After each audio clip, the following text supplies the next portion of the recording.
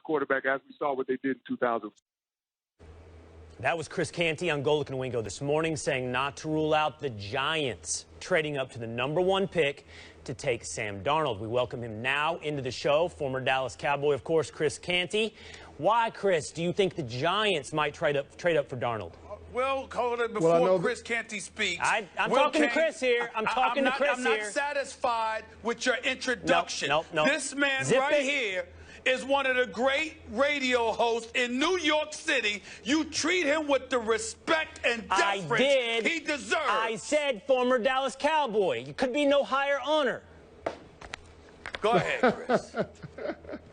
Here's what I'm going to say, Stephen A. I know some people in the organization, they don't want to go back to that time period where they were moving on from Phil Simms and they didn't have a franchise quarterback in place. It was a decade where the Giants only made the playoffs 3 times before, in 2004, ultimately drafted Eli Manning. So I know there's some concern about not having a successor for Eli Manning in place and recognizing how old Eli is and the fact that he's under contract through 2019. Realistically, you're only going to have him for a couple of more seasons. It makes sense to try to be aggressive about finding your next franchise quarterback. Last time I checked, Chris Canty also worked for the New York Giants, played with the New York Giants, and I think that one would argue he had far more success with them than he ever had with the Cowboys. But let's get to this, Chris. I'm thinking of the mindset that Saquon Barkley has been universally ballyhooed as the best talent in the NFL draft. Combining that with Eli Manning having about 2 to 3 more years in some people's eyes, based off of what you're saying, are you telling me that the Giants really believe this could be the last season for Eli Manning? Well, what I'm saying is it doesn't make sense to take Saquon Barkley at the 2nd overall pick. We just saw the New York Jets move up from 6 to 3 with the Indianapolis Colts in hopes of being able to land one of those quarterbacks. The teams that are aggressively trying to get in the top 5 of this draft, they're moving up for quarterbacks. They're not moving up for position players like Saquon Barkley or Quentin Nelson or Bradley Chubb. So if you recognize that, if you're the Giants, you can trade back, get value, and still get your guy and acquire more assets. Right, Chris. And with a team that has a lot of holes to fill, that makes sense. Chris, I agree with that, trading back, because if 3 second-round picks get you from 6 to 3, and now Saquon Barkley will be there, it looks like. The Browns are going to have to draft a quarterback. I love the Giants taking Saquon because you put him with Odell. You have an answer to Le'Veon Bell and Antonio Brown and Ben Roethlisberger with Eli, plus they have Evan Ingram. They can have that kind of dynamic offense potentially. But wouldn't it make more sense, instead of trading up, to trade down? I mean, if you traded with Buffalo for the 12th pick, what would it take to move up 10 spots? A first rounder, a second rounder? Like, the Giants could replenish the whole thing in one move, couldn't they?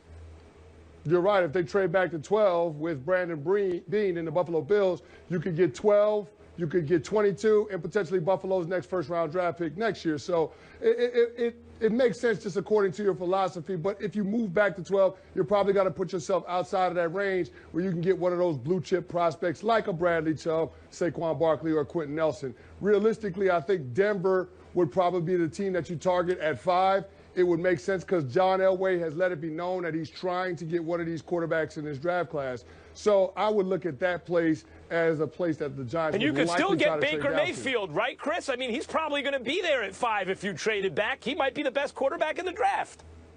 Well, a lot of people are saying that, but I don't think those people are 1925 Giants drive. So, I mean, here's the thing. I think they only have a conviction on one quarterback. And I don't know who that quarterback is. I'm going to go out on a limb and say it's probably Sam Darnold because he has the least amount of questions. But from what I'm told, the Giants only like one quarterback in this draft class.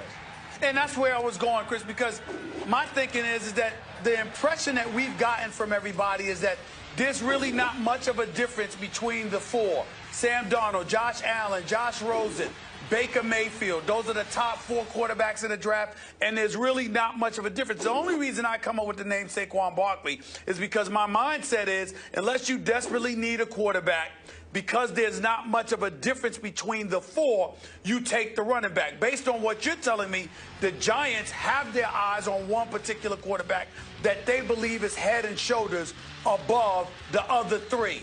Is that the case here? They really feel that strongly about one particular guy, and they think he'll be there at number 2? That is the case, Stephen A. I don't know if they believe that he'll be there at number 2. We'll have to see how it all plays out.